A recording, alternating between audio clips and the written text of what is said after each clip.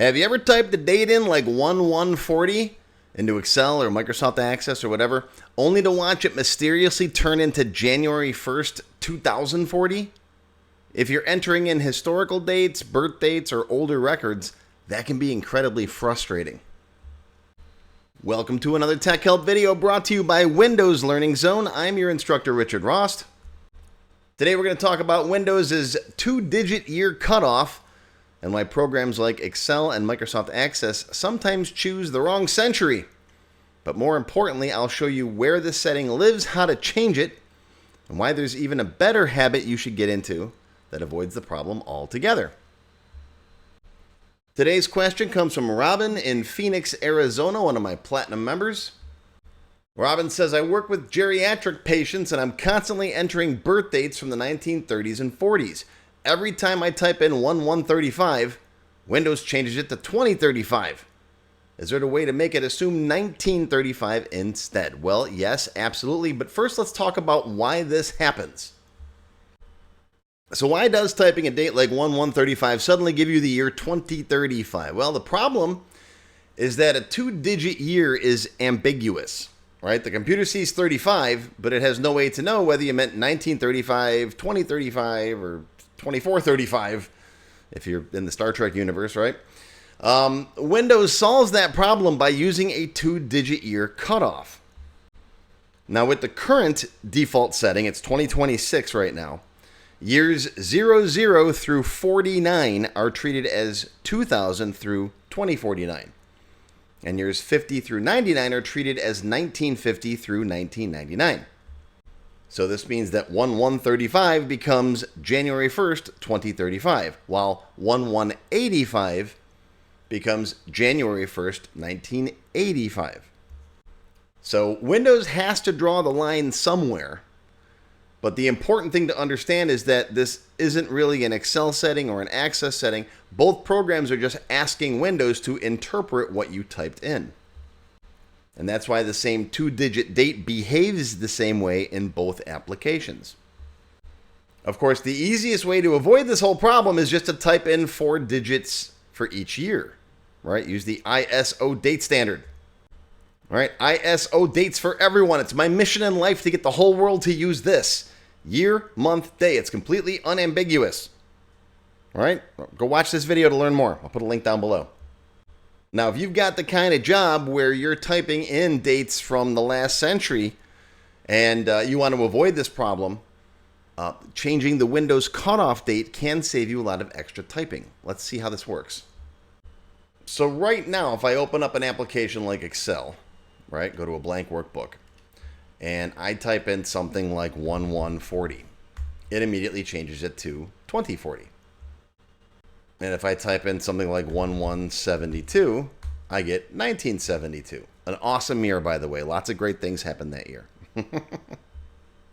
This also happens the same way in Microsoft Access, right? If I come in here, Customer Sense, type in 1140, I get 2040. If I type in 1180, I get 1980, all right? So it's not an application setting, it's a Windows setting. Now, how do we find that and where do we change it in Windows? Well, if you're a normal person, just click on Start and then type in Control Panel, C-O-N-T-R, there it is, Control Panel, right? Open that up. And if you haven't yet already, if you're going to use this a lot, you could pin it down here on the taskbar by right-clicking and going to Pin. I've got it pinned right now, so it'll say Unpinned. All right, but once you got it here, this is the Control Panel. Go to Clock and Region, and then under Region, you've got this thing comes up. Go to Additional Settings down here.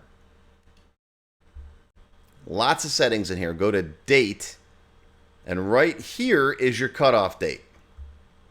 So if you routinely work with geriatric patients, you can back this up to like 2029. So now if you type in 30, you're going to get 1930, right? Just hit Apply. This is what it used to be a few years back, by the way. I did a video, man, about 15 years ago, one of my Access videos. I think it was one of the expert levels, where the cutoff date at that time was 2029. But now they've moved it up, of course. And depending on when you're watching this video, it might be different for you. All right, but now hit OK. Hit OK again. You can close the Control Panel. Oh, and by the way, if you're a nerd like me and you hate clicking through different dialog boxes like that, if you've got to go around to like 15 different machines and change the same setting, here's a shortcut. Press Windows R on your keyboard. That'll bring up the run dialog. Type in intl.cpl.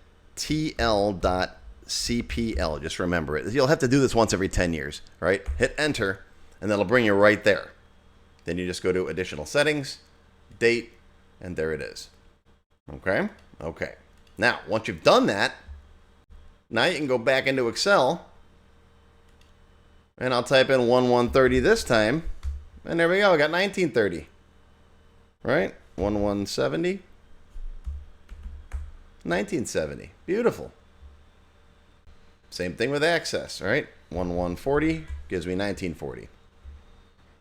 Notice I didn't change any settings in Excel or Access. I only changed Windows. Both programs immediately follow the new Windows setting because that's where they get their 2-digit year interpretation from. But of course, the best strategy, in my opinion, is this guy right here. Use the ISO date format and type in 4-digit years. That's the best thing to do. Then you don't got to mess with any settings. Now, should you change your system? And you might be wondering why Microsoft picked 2049 in the first place. Are they watching Blade Runner? No, that was a different one. But anyways, it makes a lot of sense if you think about how most people use a computer, right? Most data entry involves today's businesses, right? Invoices, appointments, due dates, warranties, schedules, future events, right? If someone types in 35, they probably mean 2035, not 1935. So Windows is optimized for the way the average person uses a computer.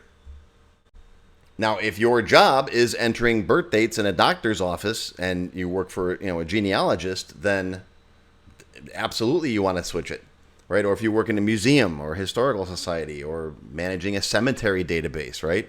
You're dealing with dates from the last century all the time. So in those situations, changing the Windows cutoff can save you a lot of extra typing and frustration. For everyone else, the default setting is probably just fine. And regardless of which cutoff you choose, my recommendation is still the same. Whenever possible, type in the full 4-digit year. That removes all ambiguity and makes your data crystal clear, no matter what computer you're using. And if you use the ISO dates, it doesn't matter what country you're in. Now, for those of you who don't know me, if you just stumbled upon this Windows video, and it's your first time here, welcome. Most of what I do is teach Microsoft Access, which is Microsoft's database program that's included with many versions of Microsoft Office.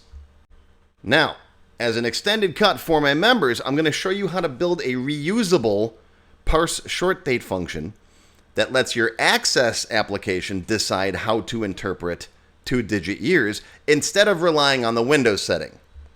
That way you don't have to change everyone's computer individually. Maybe your users don't have permission to change their Windows settings.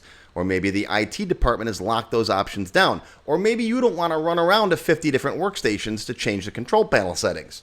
You can just do it now in your Access application. So with this approach, your application stays in control. You can define whatever 2-digit year cutoff makes sense for your business. And you could put it in certain fields. Right? Maybe you only want to have this in the customer's date of birth field, right? But for an order date field, you don't want it doing that. So there's customization there too. We'll write one reusable function and then you can hook it into any date field with a single line of code right there in the after update property. And that's it. And if you're an Access developer, I think you'll find this to be a very handy technique. And if you're not an Access developer and you're wondering what it is, it's an awesome database program. Check it out. Here's my full 4-hour course. It's absolutely free. Teaches you everything you need to know to get started with Access. So go check that out.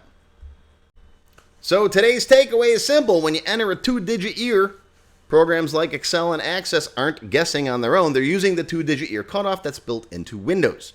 So if your dates aren't coming out the way you expect, now you know where that behavior comes from. I can't talk today. And how to change it. Or better yet, whenever possible, get in the habit of entering 4-digit years. It's a simple change that eliminates the ambiguity forever. If you found this video helpful, give me a thumbs up. Make sure you subscribe to my channel and post a comment down below. Let me know what you thought of today's video and if you plan on changing your cutoff date. But that's going to do it for your Tech Help video for today. I hope you learned something. Live long and prosper, my friends. I'll see you next time, and members, I'll see you in the extended cut.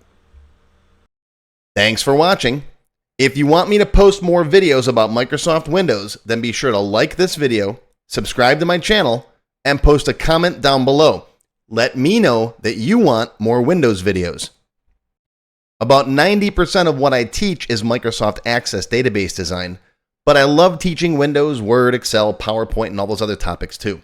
But of course, the squeaky wheel gets the grease. So if you want more Windows training, make some noise. You can watch my entire Microsoft Windows Beginner Level 1 course absolutely free on my website and on my YouTube channel. It's over an hour long and covers all the basics. If you like Level 1 and want to learn more about Windows, visit my website at the link shown and you can get Level 2, which is another complete hour-long course, for just $1. Level 2 goes into a lot more depth and teaches you how to get the most out of Windows. Visit my website today for more information.